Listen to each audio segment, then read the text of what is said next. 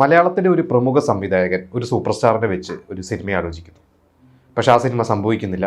വർഷങ്ങൾക്ക് ശേഷം അതേ കഥ മറ്റൊരു നായക നടനെ വെച്ചും ആലോചിക്കുന്നു. പക്ഷെ ആ സിനിമയും സംഭവിക്കുന്നില്ല. അത്തരത്തിലുള്ള ഒരു കഥയെക്കുറിച്ചും ആ ഒരു സംഭവിക്കാതെ പോയ ഒരു സിനിമയെക്കുറിച്ചൊക്കെയാണ് ഇന്ന് ഞാൻ നിങ്ങളോട് ഡിസ്കസ് ചെയ്യാൻ പോകുന്നത്.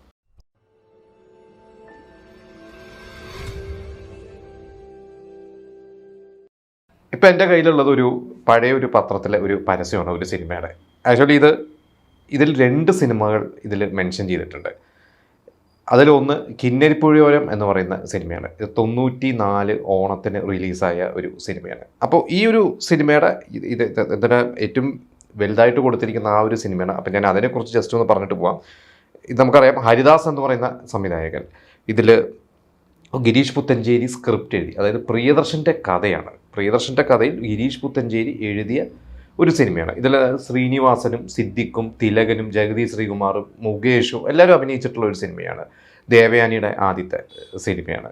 അപ്പോൾ ഈ ഒരു സിനിമയുടെ പ്രൊഡ്യൂസർ VBK മേനോൻ, നമ്മുടെ താഴ്വാരം ഉൾപ്പെടെയുള്ള ദേവാസുരം ഉൾപ്പെടെയുള്ള വലിയ സിനിമകൾ ചെയ്തിട്ടുള്ള വലിയൊരു പ്രൊഡ്യൂസറാണ് അദ്ദേഹം. അപ്പോൾ ഇതിൽ കിന്നരിപ്പുഴയോരം സെപ്റ്റംബർ 15 മുതൽ എന്നാണ് ഇതിൽ എഴുതിയിരിക്കുന്നത്. അത് ആ ഓണത്തിന് തിയേറ്ററുകളിൽ നിന്ന്. ഇത് കഴിഞ്ഞിട്ട് ഇവരുടെ അടുത്ത സിനിമ ഉടൻ ചിത്രീകരണം ആരംഭിക്കുന്നു എന്ന് പറഞ്ഞ് എഴുതിയിട്ടുള്ള ഒരു സിനിമയാണ്. ഇതിൽ കുഞ്ചൻ നമ്പ്യാർ, മോഹൻലാൽ ഇന്നനാസ് കുഞ്ചൻ നമ്പ്യാർ, ഭരതൻ, VBK മേനോൻ. അനുഗ്രഹ റിലീസ് എന്നുള്ളതാണ് ഇദ്ദേഹത്തിൻ്റെ ഈ VBK മേനോൻ്റെ നിർമ്മാണ കമ്പനിയുടെ അനുഗ്രഹ പ്രൊഡക്ഷൻസ് എന്നാണ്. അനുഗ്രഹ സിനി ആർട്സിൻ്റെ പ്രൊഡക്ഷൻ കമ്പനിയുടെ പേര്. അദ്ദേഹത്തിൻ്റെ ഡിസ്ട്രിബ്യൂഷൻ അനുഗ്രഹ റിലീസാണെന്നാണ്. അപ്പോൾ ഈ കുഞ്ചൻ നമ്പ്യാർ എന്ന് പറഞ്ഞാൽ നമുക്ക് എല്ലാവർക്കും അറിയാവുന്ന അദ്ദേഹം വലിയ ഒരു കവിയൊക്കെ ആയിരുന്നു. അപ്പോൾ അദ്ദേഹത്തിൻ്റെ ഒരു ബയോപിക്, ഇത് ഭരതൻ്റെ ഒരു സ്വപ്നമായിരുന്നത്.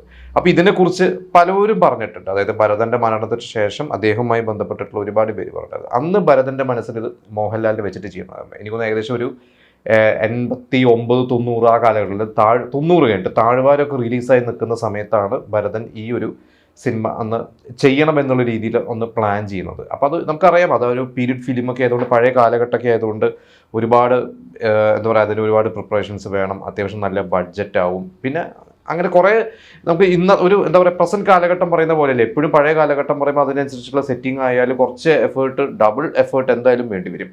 അങ്ങനെ മോഹൻലാലിനെ വെച്ച് പ്ലാൻ ചെയ്തു. മോഹൻലാലിൻ്റെ ഓക്കെയൊക്കെ പറഞ്ഞിട്ടുള്ളത്. അതുകൊണ്ട് തന്നെയായിരിക്കും ഇത് അനൗൺസ്മെൻ്റ് ഒക്കെ വന്നിരിക്കുന്നത്.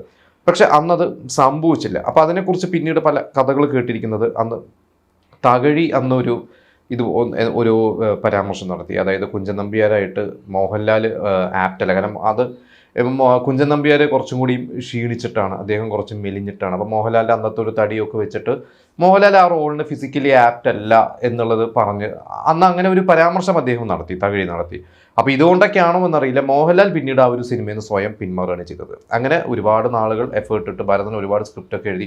ഭരതൻ അന്ന് ഇതിനു വേണ്ടി, നമുക്കറിയാം ഭരതൻ എന്ന് പറഞ്ഞാൽ അദ്ദേഹം നല്ലൊരു ആർട്ടിസ്റ്റും കൂടിയാണ്. അതായത് നന്നായിട്ട് വരയ്ക്കും. അദ്ദേഹം പോസ്റ്റർ ഡിസൈനറും കൂടിയൊക്കെ ആയിരുന്നു. ഇപ്പോൾ ആർട്ട് ഡയറക്ടറൊക്കെ എല്ലാ മേഖലയിലും വർക്ക് ചെയ്തിട്ടുള്ളൊരു വ്യക്തിയാണ് അദ്ദേഹം.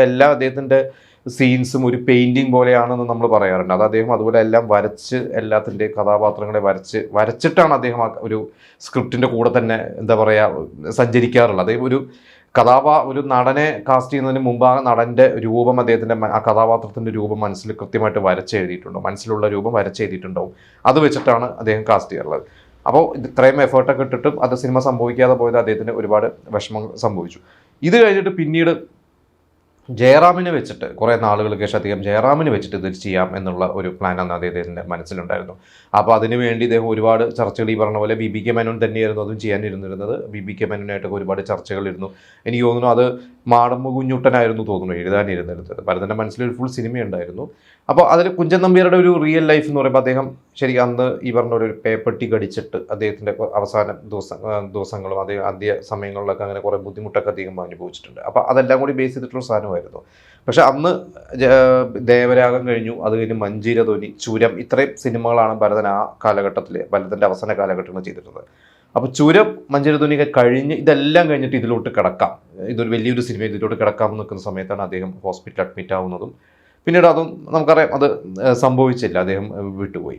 പിന്നീട് ജയറാം തന്നെ പറഞ്ഞു, ജയറാമിൻ്റെ ഏറ്റവും വലിയൊരു നഷ്ടമായിരുന്നു അത്. കാരണം അതിൻ്റെ സ്ക്രിപ്റ്റ് ഇപ്പോഴും ആ വീട്ടിൽ, അത് കെ പി സിയുടെ അടുത്തേക്ക് മരണത്തിന് മുമ്പ് വരെ കെ പി സിയുടെ അടുത്ത് ജയറാമിനോട് പറഞ്ഞിട്ടുണ്ടെന്ന് പറഞ്ഞാൽ അന്ന് എഴുതിയ ഒരു സ്ക്രിപ്റ്റ് ഇപ്പോഴും വീട്ടിലിരിപ്പുണ്ടെന്നല്ലേ. പിന്നീട് എനിക്ക് തോന്നുന്നു പലരും അത് സിനിമയാക്കാൻ ശ്രമിച്ചിട്ടുണ്ട്. ഭരതൻ്റെ ശിഷ്യനായിരുന്ന ജയരാജന് അതൊരു ആലോചന ഉണ്ടായിരുന്നു കേട്ടിട്ടുണ്ട്. പിന്നെ അന്ന് ഭരതൻ്റെ ഒക്കെ മരണശേഷമാണെങ്കിൽ തന്നെ 2001 ആ ഒരു കാലഘട്ടങ്ങളൊക്കെ ജയറാം ആ സമയത്ത് ചില ഇൻ്റർവ്യൂസിലൊക്കെ പറയുന്നത് കേട്ടിട്ടുണ്ട്. കാരണം അത് ഭയങ്കര ആഗ്രഹമായിരുന്നു ചെയ്യാനായിട്ട്. പക്ഷേ അന്ന് ഈ പറഞ്ഞ പേപ്പർ ടീ കടിക്കുന്നതും മരണ സീൻസൊക്കെ അന്ന് പിന്നീട് ഒരുപാട് സിനിമകൾ അന്ന് ആ സമയത്ത് കരിമാടിക്കുട്ടനിൽ രാജേമ്പി ദേവൻ്റെ ഒരു കഥാപാത്രം, പിന്നെ ആകാശത്തെ പറവകൾ എന്ന സിനിമയിലെ കലാപൻമണിയുടെ കഥാപാത്രം, ഇതൊക്കെ പേപ്പർ ടീ കടിച്ചിട്ട് മരിക്കുന്ന ചില, അപ്പോൾ അത് ഒരുപാട് സിനിമകൾ വന്ന കാരണം അതിൻ്റെ ഒരു ഫ്രഷ്നെസ്സും പോയതുകൊണ്ട് പിന്നീട് അത് ചെയ്യാൻ ഭരതനെ പോലെ ചെയ്യാൻ ആർക്കും സാധിക്കില്ല, അതുകൊണ്ട് അത് സംഭവിക്കില്ല എന്നുള്ള രീതിയിൽ തന്നെയാണ് ജയറാം പറഞ്ഞിരുന്നത്. പിന്നീട് പല വാർത്തകൾ കേട്ടിരുന്നു ജഗതി ശ്രീകുമാറിനെ വെച്ചിട്ട് ഏതൊരു സംവിധായകൻ അത് ചെയ്യാൻ ആലോചന ഉണ്ടായിരുന്നു എന്നൊക്കെ കേട്ടിട്ടുണ്ട്. എന്തായാലും അതൊന്നും സംഭവിച്ചില്ല. എന്തായാലും കുഞ്ചൻ നമ്പ്യാരുടെ ജീവിതം ഇന്നും ആരും സിനിമയാക്കാൻ പലവരും ആഗ്രഹിക്കുന്നുണ്ടാവാം, പലവരും അതിന് വേണ്ടിയിട്ടുള്ള എഫേർട്ടുകൾ എടുക്കണം. എന്തായാലും മോഹൻലാൽ അന്നത് ചെയ്തിരുന്നെങ്കിൽ മലയാളത്തിലെ ഒരു വലിയൊരു സിനിമയെ മാറിയേനെ. നമുക്കറിയാം മോഹൻലാൽ വാനപ്രസ്ഥം പോലത്തെ സിനിമകളൊക്കെ ആ കാലഘട്ടത്തിൽ 2000-ലൊക്കെ ഒരുപാട് സിനിമകൾ മോഹൻലാലിൻ്റെ നമുക്ക് എന്താ പറയുക, ഒരു സിനിമ മാത്രമൊന്നുമല്ല. പക്ഷേ എന്തായാലും കുഞ്ചൻ നമ്പ്യാർ മോഹൻലാൽ ചെയ്തിരുന്നെങ്കിൽ വേറൊരു ലെവൽ നമുക്കത് കാണാൻ പറ്റി. ജയറാം ആണെങ്കിൽ ജയറാമിൻ്റെ കരിയറിൽ അതൊരു വലിയൊരു ബ്രേക്കാണ്. പക്ഷേ അതൊന്നും സംഭവിച്ചില്ല.